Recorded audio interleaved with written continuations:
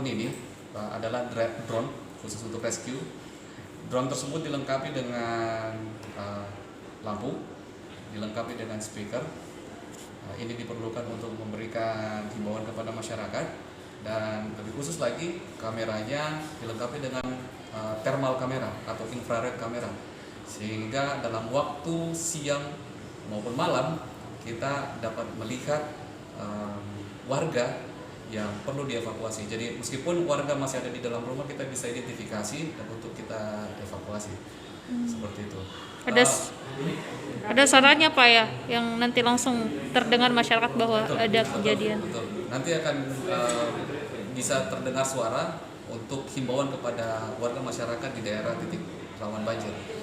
Kemudian kita bisa memudahkan untuk evakuasi, karena biasanya warga masih tinggal di dalam tapi tidak bisa berkomunikasi keluar kan, sehingga kamera thermal ini bisa mengidentifikasi kalau masih ada orang atau tidak di dalam rumah tersebut atau bahkan di dalam air.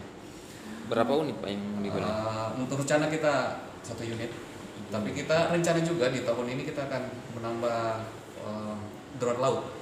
Kita tahu bahwa beberapa kejadian, karena kita memang daerah pantai ya, ada beberapa korban tenggelam, kita juga akan melengkapi dengan drone laut.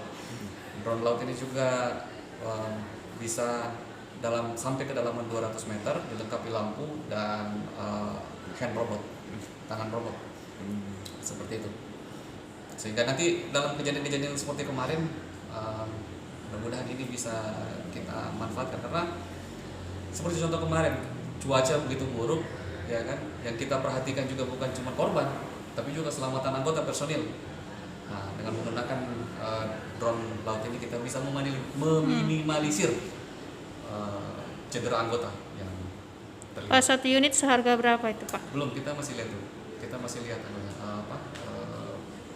jumlah lainnya karena bervariasi.